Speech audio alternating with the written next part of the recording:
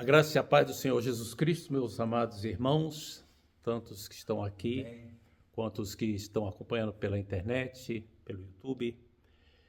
Nós vamos prosseguir nosso estudo do livro de Gênesis, dentro do projeto Toda Escritura, abordando os capítulos 12 e 13 hoje. O nosso tema será: Deus chama Abraão para crer na promessa e peregrinar. Antes de nós lermos o texto bíblico, é interessante a gente lembrar por que a gente está demorando tanto aqui nesses capítulos. O que é que acontece? Gênesis, os primeiros 12 capítulos de Gênesis, possuem os fundamentos de tudo aquilo que a Bíblia diz. É como se fosse o alicerce, a base. E essa base tem que ser muito sólida. A base de tudo quanto a gente sabe sobre Deus, sobre a doutrina do pecado, sobre o homem, sobre escatologia, a base de todas essas coisas está nos primeiros capítulos de Gênesis. Então a gente tem que ter um fundamento bem sólido. Eu lembrei agora, muitos aqui trabalham com construção civil, mas mesmo quem não trabalha com construção civil, percebe a importância de um fundamento sólido, de um bom alicerce. Quando você olha as ruínas do Templo de Jerusalém, lá que sobrou da muralha ocidental e daquela muralha toda enorme, se você descer nos subterrâneos lá, que foram abertos e começaram a ser escavados em 94, você chega nas pedras da fundação. A pedra principal, ela tem 13 metros e meio de comprimento por 3,5 de altura e largura.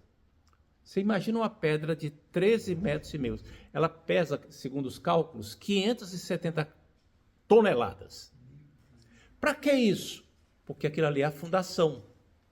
Aquilo ali servia para sustentar o aterro que foi feito no Monte Moriá e nos outros aterros, para que o Templo de Salomão e os demais templos ficassem bem estabelecidos ali em cima.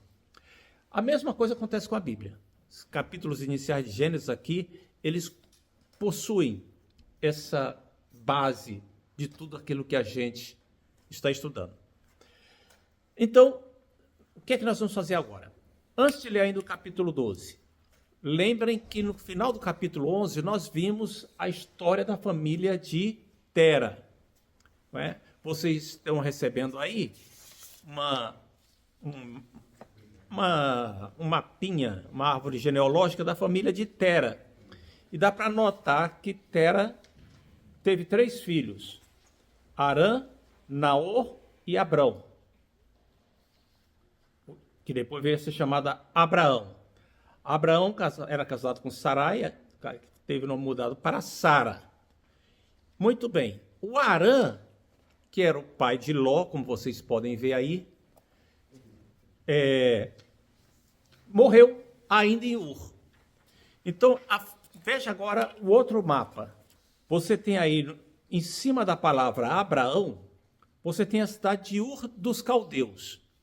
Era aí que Tera vivia e gerou seus filhos, e Abraão vivia aí, em Ur dos Caldeus. As ruínas de Ur mostram que era uma cidade grande, rica, com muito comércio.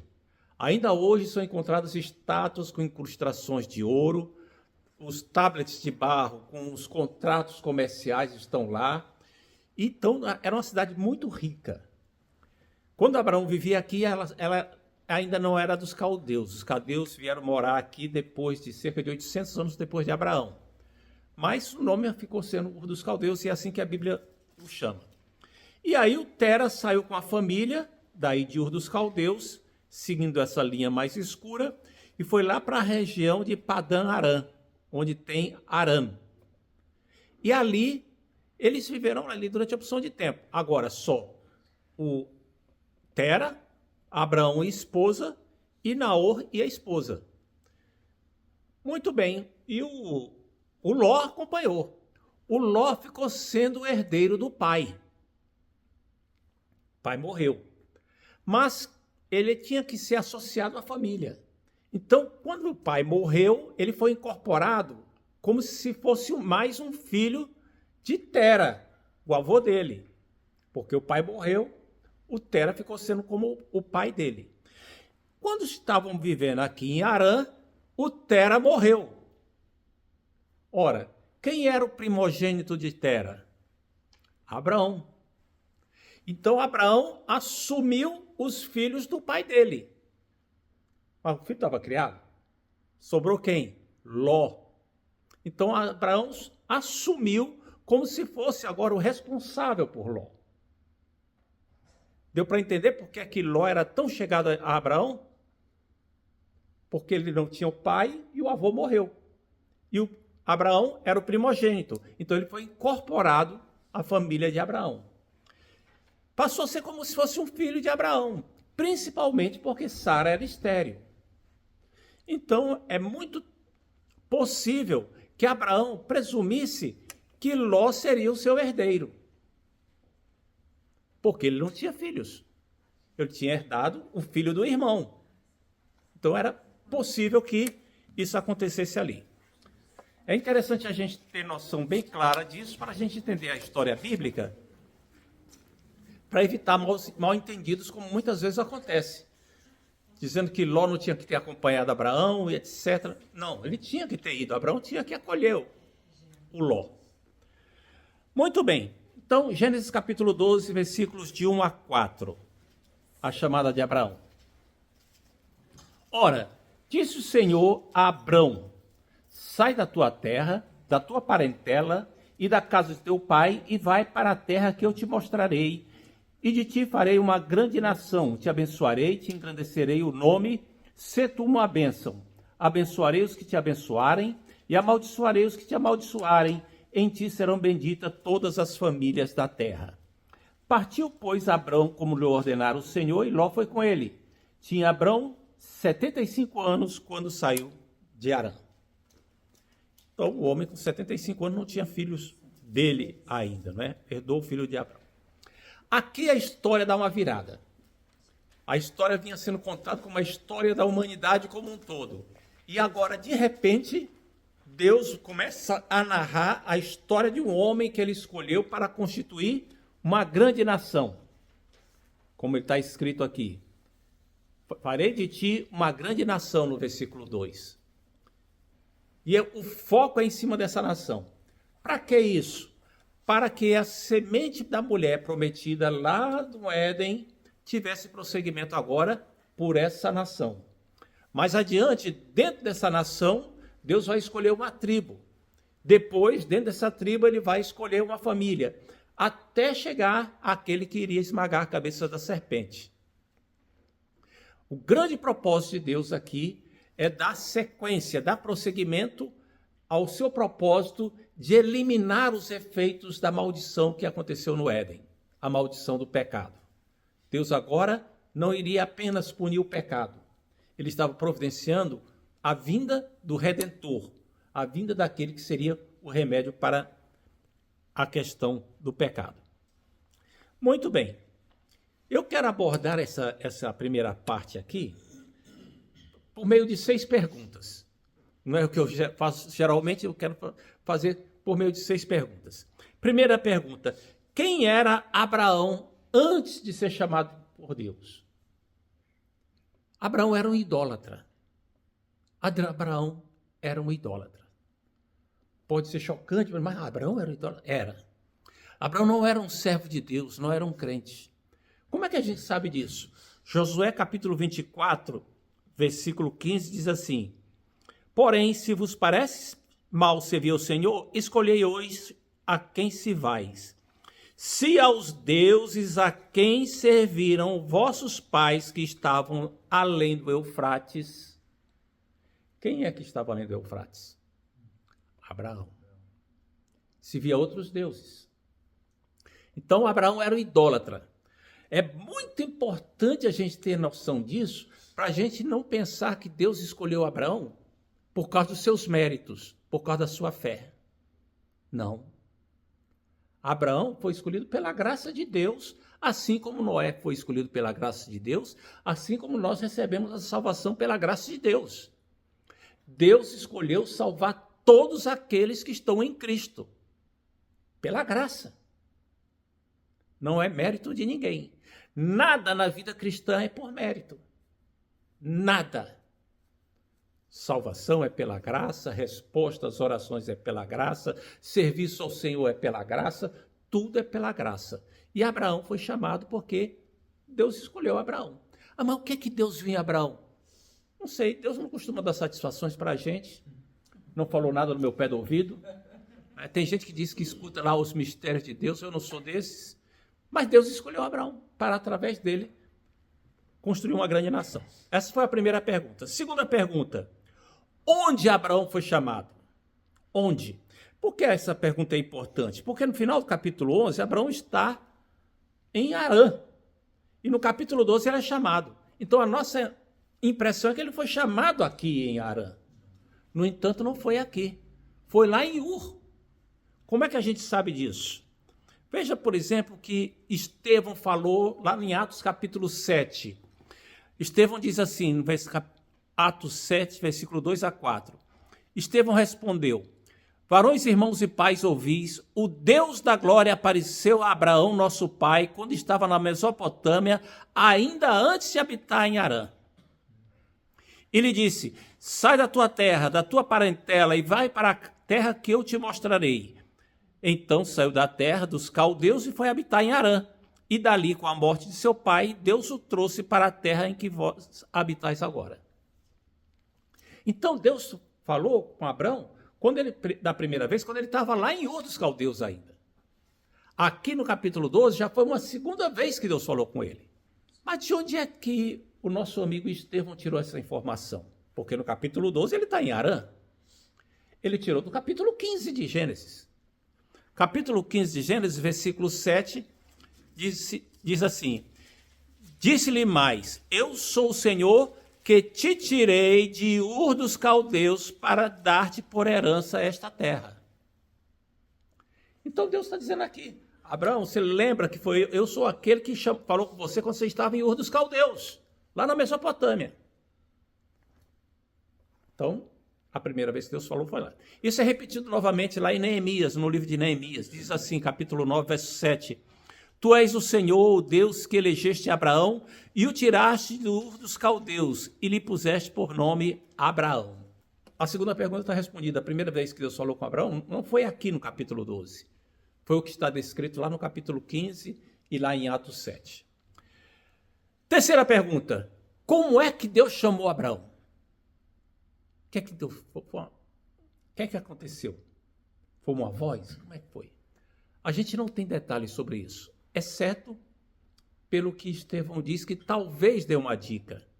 Estevão diz naquela passagem que eu li, Atos 7, 2, ele diz assim: varões, irmãos e pais, ouvi, o Deus da glória apareceu a Abraão. Note que Deus apareceu para Abraão como o Deus da glória. Isso pode dar a entender, não podemos garantir, mas pode dar a entender que foi uma manifestação gloriosa de Deus que apareceu, alguma coisa que manifestou a glória de Deus quando Deus falou com Abraão. Alguma coisa tão gloriosa, tão impactante, que Abraão se converteu. Deixou de ser idólatra e passou a ser crente. Passou a servir a Deus. Amém? Amém. Quarta pergunta. Para onde Abraão foi chamado? E aqui começam as coisas que complicam um pouco, porque até aqui foi tudo muito fácil. Abraão foi chamado, veja o que está no versículo 1, capítulo 12, versículo 1. Diz assim: vai para uma terra que eu te mostrarei. Ou seja, eu vou mostrar. Onde é a terra, Senhor? Vai. Mas para que lado? Vai, é para ir. Eu vou mostrar. Como é que Abraão ia saber o caminho? Se não sabia para onde tinha que ir. Deus ia mostrar. Era uma caminhada peregrinando pela fé, crendo que Deus ia dirigi-lo. Isso é um mistério muito grande. É preciso uma convicção, uma graça muito grande para a gente perceber isso. Que Deus vai guiando pela fé e vai dirigindo, levando para o lugar que Ele quer que a gente esteja. Pela fé, Deus foi guiando a Abraão. E é interessante que Hebreus capítulo 11, versículo 8 e 9, o autor diz assim: pela fé Abraão, sendo chamado, obedeceu, a fim de ir para um lugar que devia receber por herança, e partiu sem saber para onde ia. Pela fé peregrinou pela terra da promessa como em terra alheia. Isso é complicado, irmãos. Isso é complicado. Vai para um lugar que eu ainda vou te mostrar. Tem que ir. Isso tem muito a ver com o que acontece às vezes na nossa experiência. Deus nos fala alguma coisa, manda a gente fazer alguma coisa sem revelar todos os detalhes. E é isso mesmo que acontece. É interessante a gente notar que a chamada de Deus é para a gente obedecer, não é para entender os detalhes. É para você seguir. Eu costumo ilustrar isso com a experiência que a gente tem quando está dirigindo à noite numa estrada que não tem iluminação. Você vai pela estrada, o seu farol funciona, mas você só enxerga até onde o farol alcança. Se tiver uma curva, você vê que tem uma curva e não faz a menor ideia do que é que tem do outro lado da curva. E você vai. E quando chega lá depois da curva, ufa, a estrada continua. Não tem nenhum buraco, está tudo bem. E você vai indo segundo a luz que você tem. A mesma coisa na vida espiritual.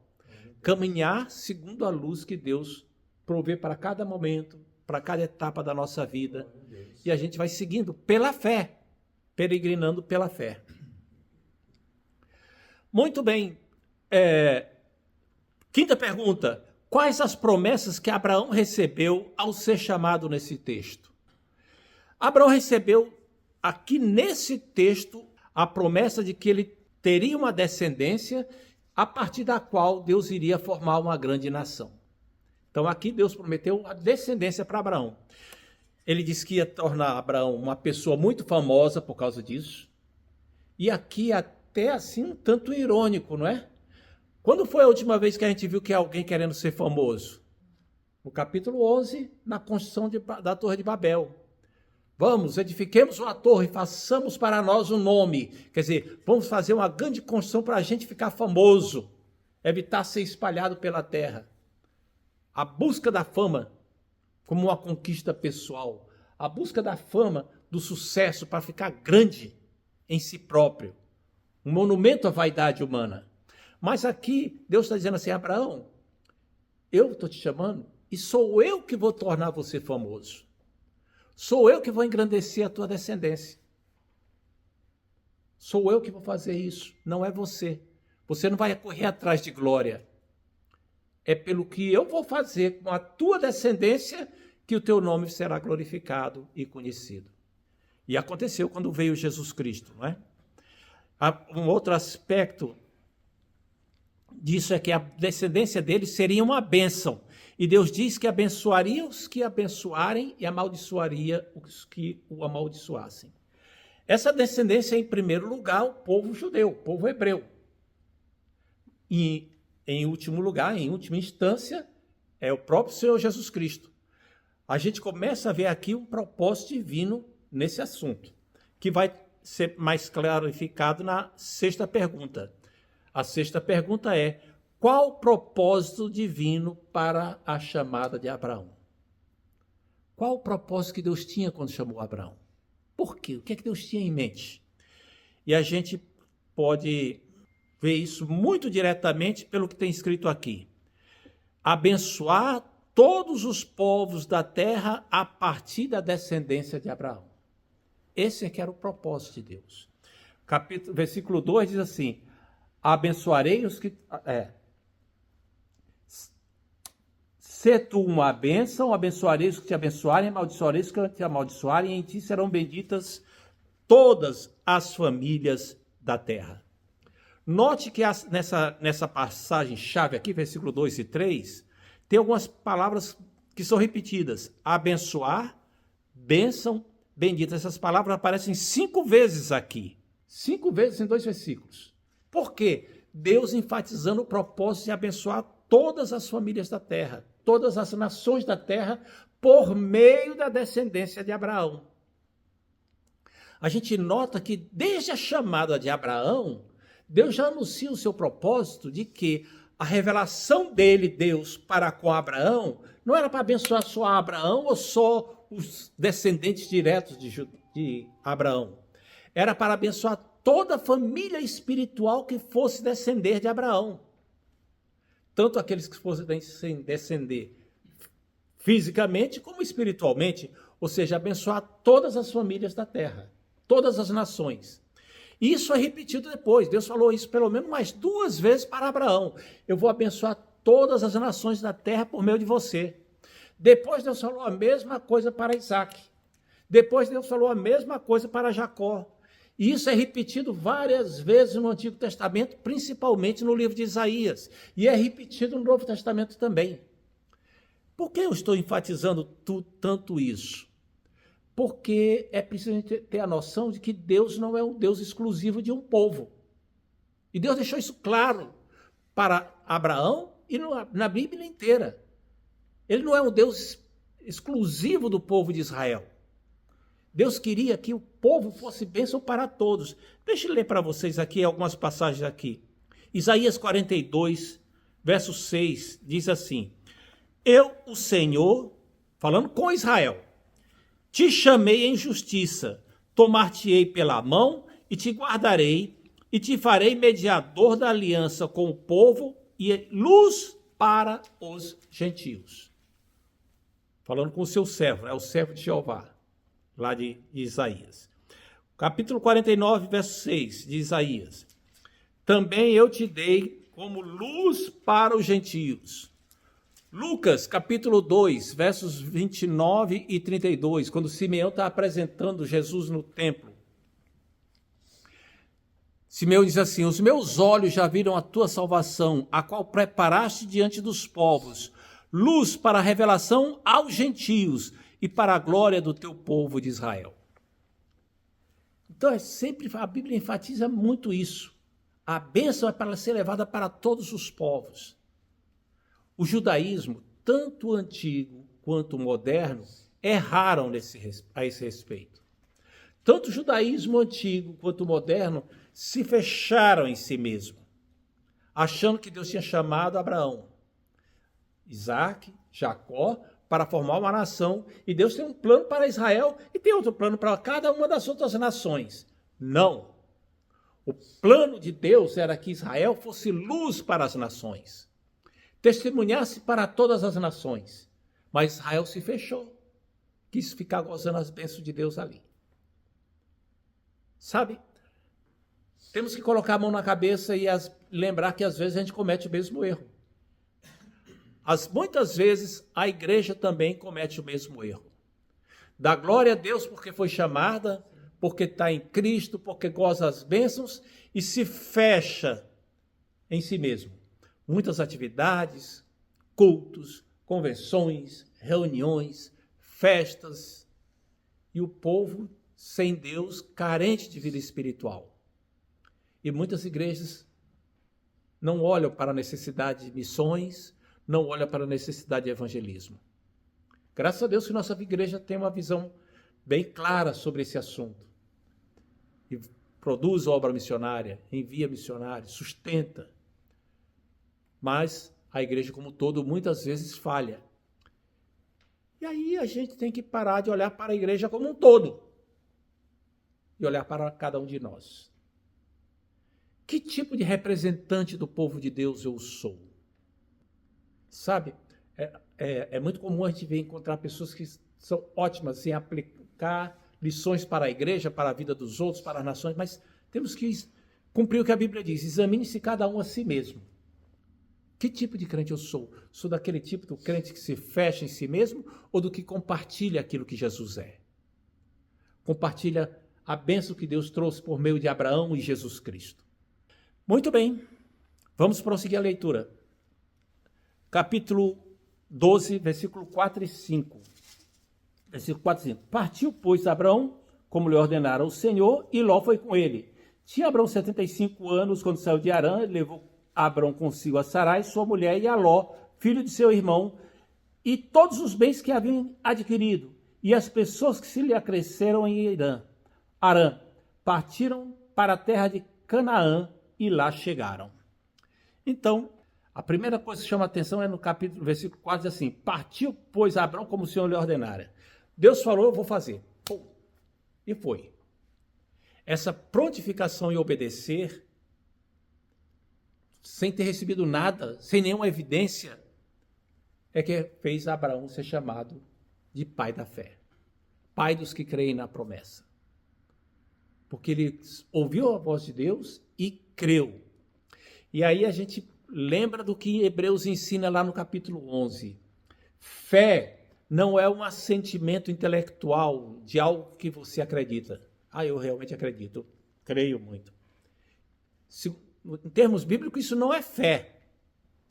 Fé é uma ação a partir daquilo que você acredita.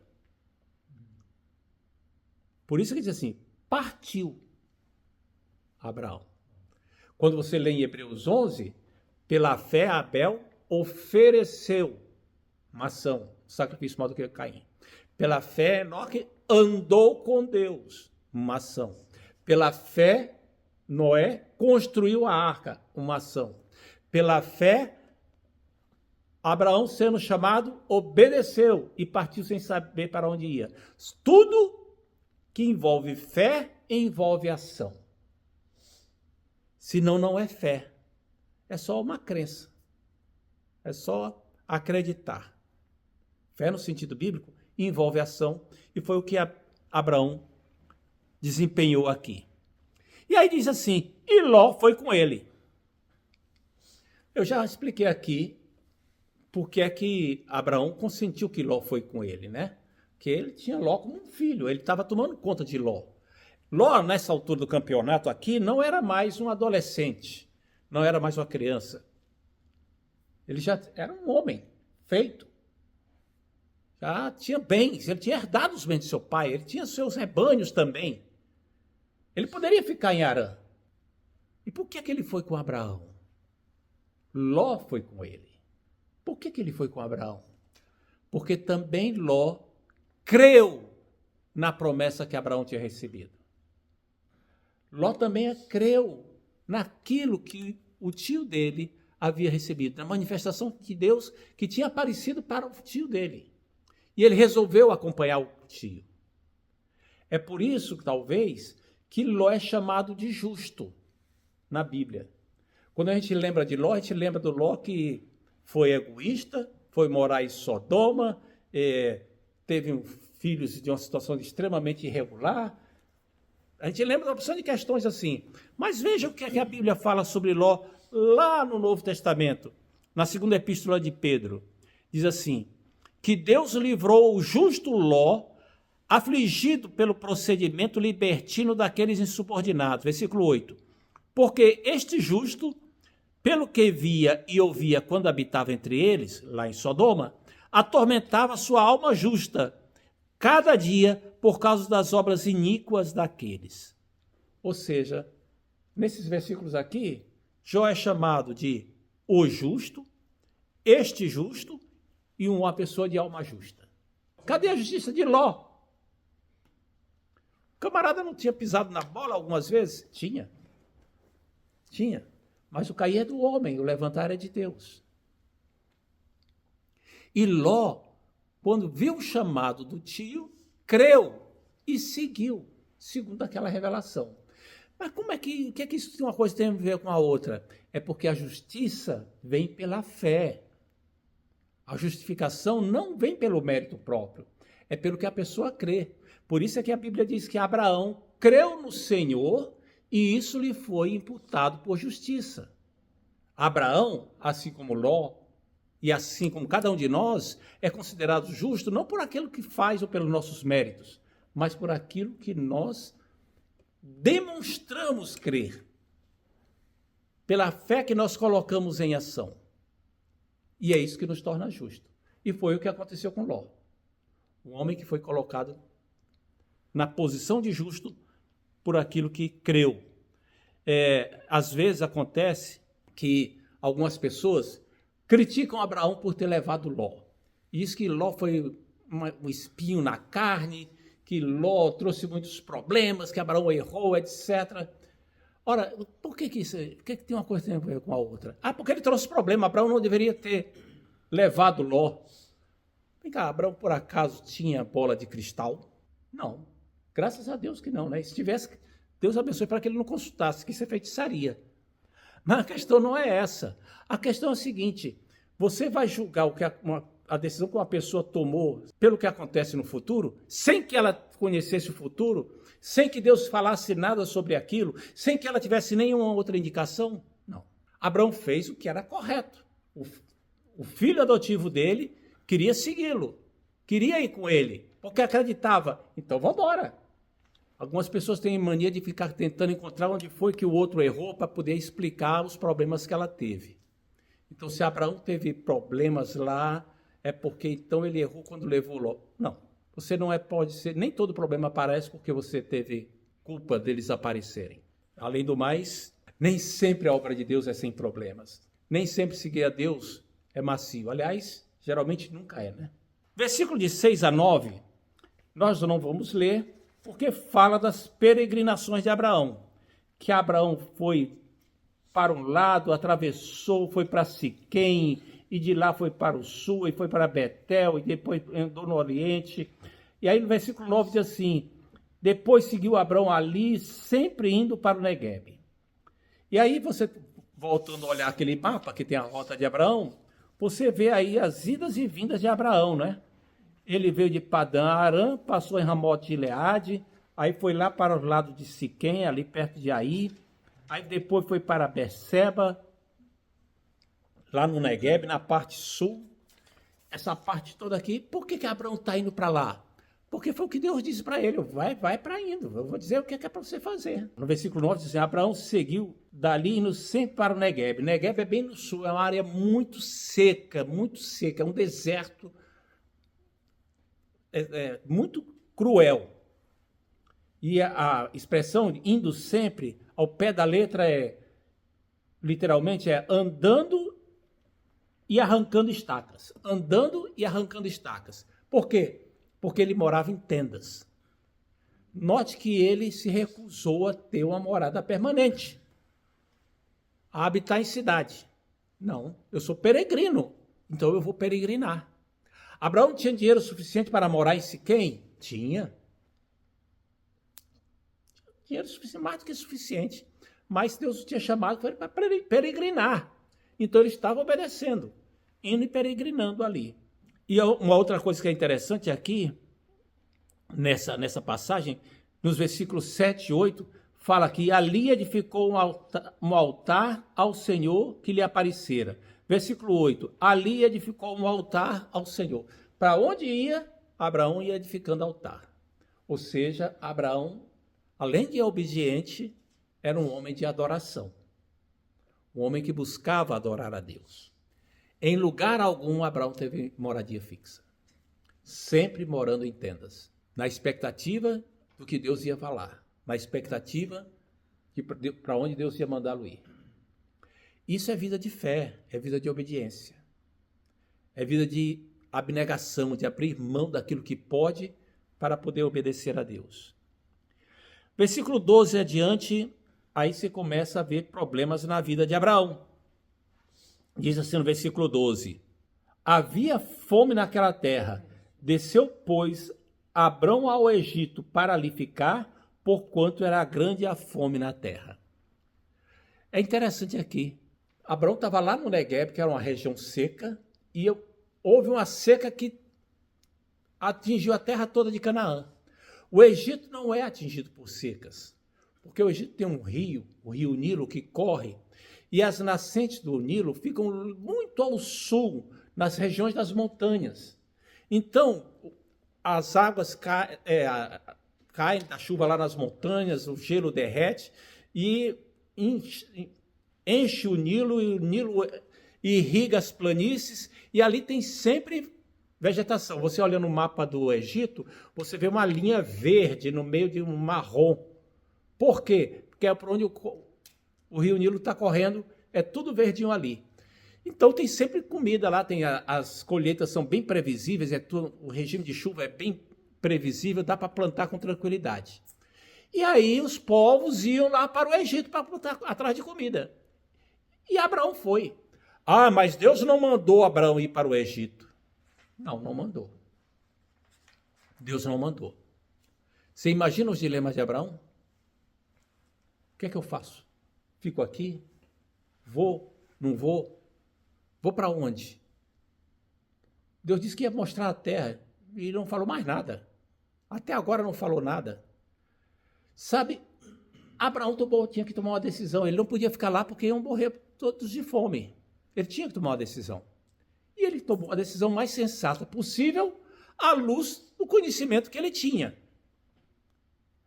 E nós temos que fazer o mesmo. Às vezes, nós ficamos em dúvida sobre o que fazer. Oramos e tal, e Deus fica calado. Muitas vezes Deus não revela de uma forma perceptível a vontade dele. E você tem que tomar uma decisão. E você ora e busca a Deus.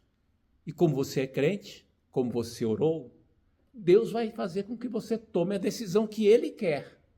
Ah, mas pode dar problema na frente. Sim. E quem disse que as decisões de Deus nunca nos deixam sem problemas? Sabe, teve um homem que foi enviado por Deus para ser o Salvador e acabou numa cruz. Estava obedecendo a Deus. Paulo foi chamado por Deus para pregar o Evangelho, sofreu muito. Isso faz parte do plano de Deus. Agora, se você vai tropeçar ou não no caminho, aí é com você, não é para culpar a Deus. E foi o que aconteceu com Abraão. Abraão, quando chegou na fronteira com o Egito, disse para a mulher dele, ó, Sara, é o seguinte, você está muito gatinha ainda, está só com 65, não parece um brotinho de 35, então vão me matar se souberem que eu sou teu marido. Diz que é minha irmã. Bom, Abraão pisou na bola feio. Pisou na bola feio. A gente não pode exigir muito de Abraão. Sabe por quê? Abraão não era cristão. Ele não tinha a Bíblia. Ele não tinha as Escrituras. Não tinha uma sinagoga. Não tinha um pastor. Não tinha ninguém mais. Era só ele. E o Ló estava com ele. E olhava para o tio, e aí tio, e agora? Então não podemos exigir muito de Abraão, não. Se a gente que tem a palavra de Deus, tem pastor, aconselhamento, tem tudo isso, a gente pisa na bola, então vamos pegar leve com Abraão. Mas que Abraão errou feio, errou. Ah, mas é porque Sara é meia irmã de Abraão. Olha, meia verdade já é uma mentira inteira. Então, Abraão errou mesmo. Até porque pegou uma pessoa vulnerável e a expôs a uma situação de risco. Imagina a experiência terrível de Sara sendo levado lá para o harém de Faraó. De alguma maneira, Faraó ficou sabendo. A mão de Deus pesou sobre Faraó e os seus servos, pragas lá, doenças, e eles ficaram sabendo, perceberam que Abraão tinha mentido, deram um arroxo no Abraão, e eu fico imaginando a cara de Abraão com vergonha. Caramba, que horror. E ele teve que admitir e mandaram Abraão embora. Mas isso teve um custo para Abraão também, além dessa vergonha. O plano de Deus na vida dele foi atrasado. Por quê? Porque enquanto não decorresse bastante tempo entre Sara ter estado no harém de Faraó e o filho de Abraão nascer, ela não poderia engravidar. Porque senão ia haver sempre a dúvida de que a criança seria filho de Faraó e não filho de Abraão. Então Deus não deixou a criança ser gerada. Sabe? Mentiras têm consequências, pecados têm consequências. Às vezes não só para a gente, às vezes para outras pessoas também, até para inocentes. Irmã Josi, uma pergunta. Mas o Abraão, no caso, ele não se sentiu meio que forçado a mentir pelo fato de que ele poderia morrer se ele falasse a verdade, que ela era a esposa dele? Na verdade, ele se sentiu muito medroso, muito medroso. Ele se sentiu constrangido por si próprio para mentir. Mas mentir foi uma opção dele.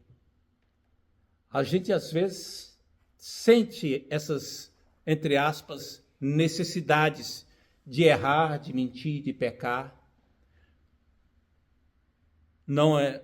Nunca é válido diante de Deus. Verdade é verdade, mentira é mentira, pecado é pecado. E não podemos transigir com isso. A nossa conveniência não torna um pecado menos pecado. É duro. E tem muitas circunstâncias da nossa vida aqui que envolvem isso. E o que a gente tem que pedir é a graça de Deus para ficar livre dessas circunstâncias. E que se tivermos que encarar uma decisão dessa, pedir graças a Deus para que sejamos libertos de consequências maiores. Mas é isso que acontece. Abraão errou, ele tinha que ter falado a verdade. Ele não confiou em Deus. Ele confiou em Deus para sair da terra dele para uma terra que não sabia onde era, mas não confiou em Deus para falar a verdade nessa situação. Obrigado pela pergunta, é uma pergunta complicada, mas muito valiosa. Chegamos no capítulo 13. No versículo 1 ao 13, tem lá que, assim, saiu, pois, Abraão do Egito para Neguebe, ele e sua mulher e tudo que tinha, e Ló com ele. Era Abraão muito rico, possuía gado, prata e ouro. Fez suas jornadas do Neguebe até Betel e por aí foi adiante, foi falando, erguendo altares, até que chega no versículo 6, diz assim: e a terra não podia sustentá-los para habitarem juntos, porque eram muitíssimos os seus bens, de sorte que não podiam habitar na companhia um do outro. O que é que acontecia? A pastagem, digamos assim, delimitada pelo deserto. E eles eram criadores de gado e de ovelhas. Então tinha que ter pastagem para todo mundo. E aí não tinha pastagem lá, porque eles estavam querendo viver juntos, e o gado de um se metia pelo gado do outro, pelo rebanho do outro, e estava dando misturada, e os pastores de cada um fazendo confusão lá com aquilo tudo. E aí foi preciso, então, tomar uma decisão sobre essas questões aí. O que fazer, então? Então, Abraão tomou a iniciativa. Disse: olha, Ló, você escolhe para onde ir. Se você for para a direita, eu vou para a esquerda. Se para a esquerda, eu vou para a direita. Escolha. Agora veja o que tem no versículo 10. Diz assim: levantou Ló os olhos e viu toda a campina do Jordão, que era toda bem regada, antes de haver o Senhor destruído Sodoma e Gomorra, como o jardim do Senhor, como a terra do Egito, como quem vai para Zoar. É interessante aqui que diz que aqui Ló foi examinar. E eu vou pensar, o que era para Ló fazer aqui? Não, tio, o senhor escolhe. O senhor é que é o patriarca da família aqui. O senhor escolhe. Mas Ló deu uma frequejada agora, deu lugar ao egoísmo.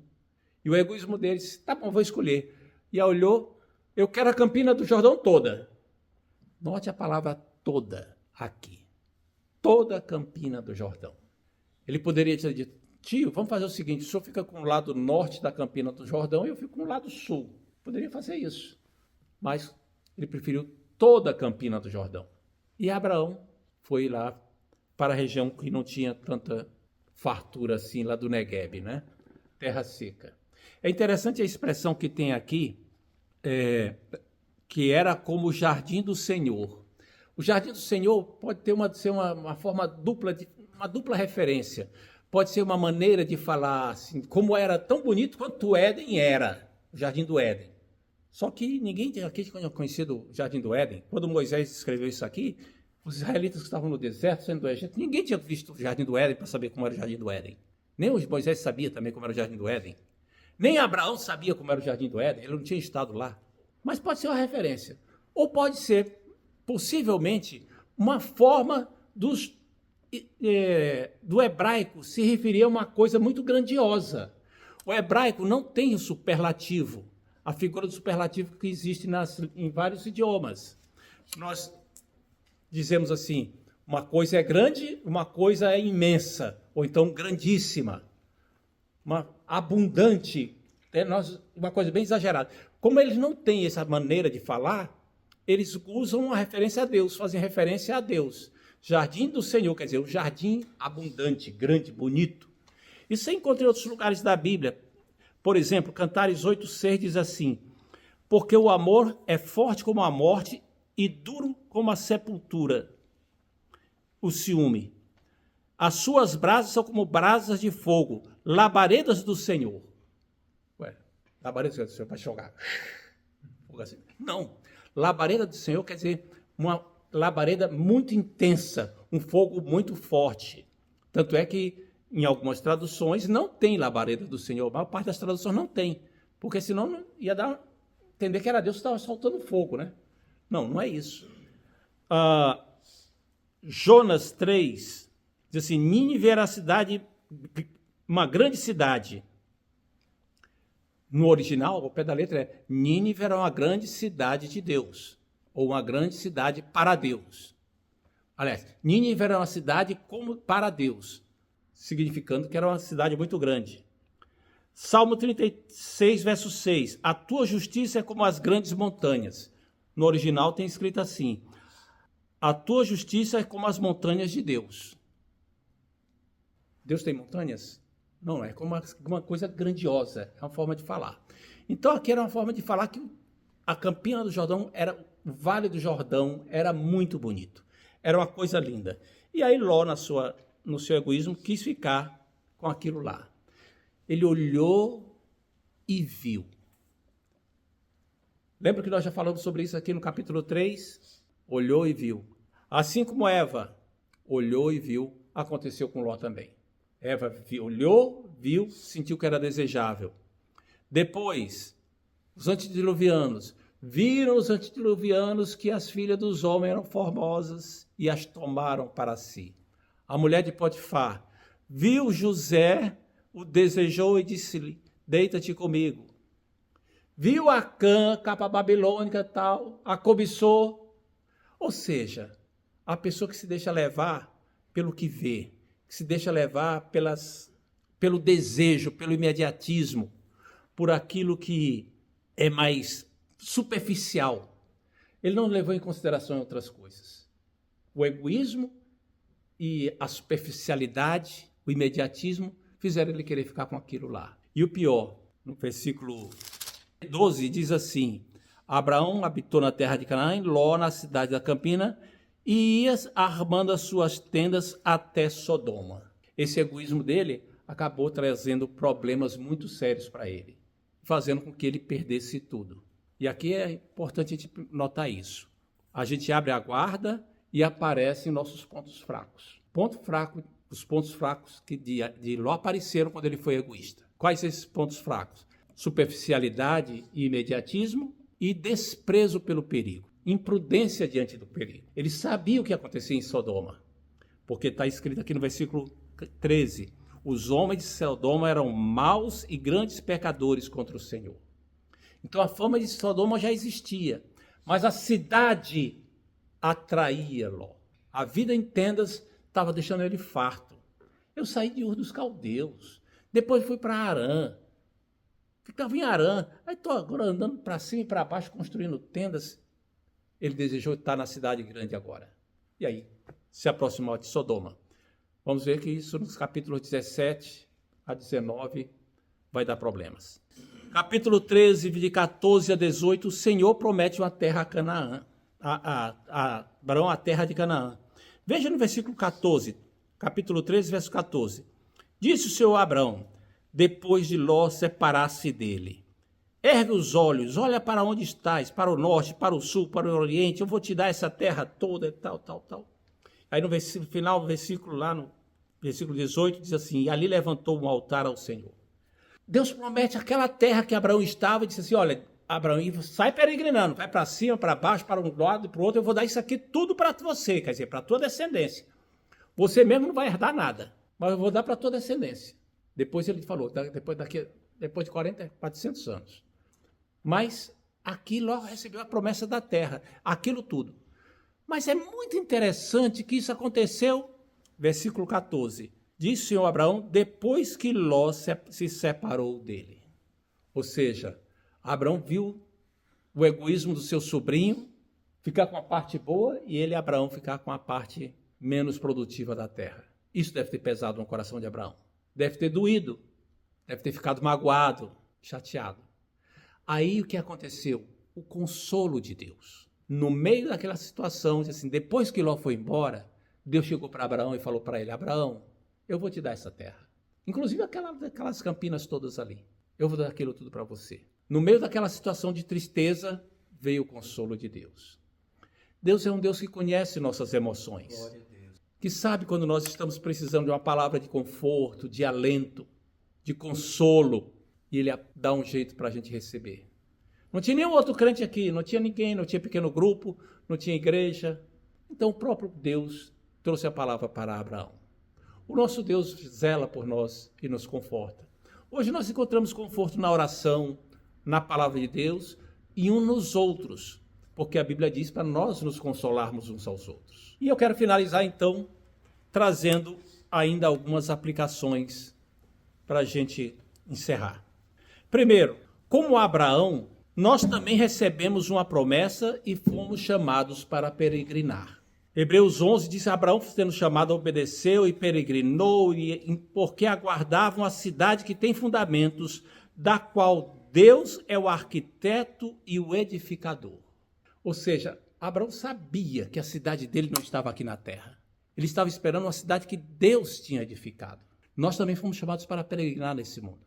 Estamos esperando uma cidade que Deus edificou. De vez em quando a gente escuta falar que Deus tem para nós o melhor deste mundo. Isso é conversa.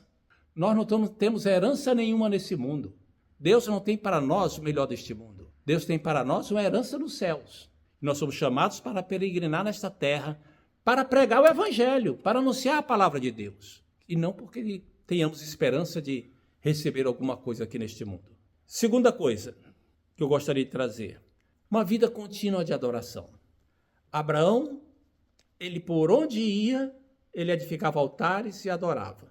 Aliás, é muito interessante que Abraão não edificou altares enquanto estava no Egito. E Egito é um símbolo do mundo. Na Bíblia, é uma figura do mundo, assim como Sodoma. Enquanto Abraão estava no Egito, a Bíblia não menciona que ele edificou altares ali.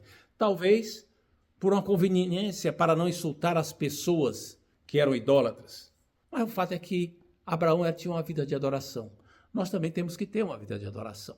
Não só de frequência à igreja, não só de atividades eclesiásticas, mas de adoração realmente, adoração verdadeira. Terceira lição: a vocação missionária da igreja. Em ti serão benditos todas as nações da terra, quer dizer, na semente de Abraão. Nós somos o que tem fruto da semente de Abraão. Então nós é que temos que abençoar as nações com a atitude, com a atividade missionária. Quarta lição: dependência de Deus nos momentos de crise, que foi o que não aconteceu com Abraão quando pediu para Sara mentir, dizendo que era a irmã dele. Nos momentos de crise, nós temos que confiar no Senhor, buscar Ele graça. Senhor, não me deixa pecar. Eu estou numa necessidade tão grande, é tão fácil fazer um desfalque aqui. Não seja transigente com a questão do pecado. Confia no Senhor, buscar a Deus, depender dEle. Terceiro, busca pela paz e humildade. Abraão foi abnegado. Ele renunciou ao direito dele para que houvesse paz dentro da família dele. Ele não ficou: sou eu que tenho razão, sou eu que tenho direito, sou eu que vou decidir. Foi uma decisão difícil, dura, mas é um exemplo para nós de sermos também humildes, sem ficar sempre lutando pelos nossos direitos. Às vezes é melhor ceder, ser humilde. E, finalmente, cuidado com as escolhas baseadas apenas em aparências. Ló escolheu viver perto de Sodoma. Isso custou muito caro, muito caro. Não só porque ele perdeu tudo, mas a descendência de Ló acabou não sendo bendita também, acabou não sendo abençoada, por causa do amor pelas aparências, do imediatismo.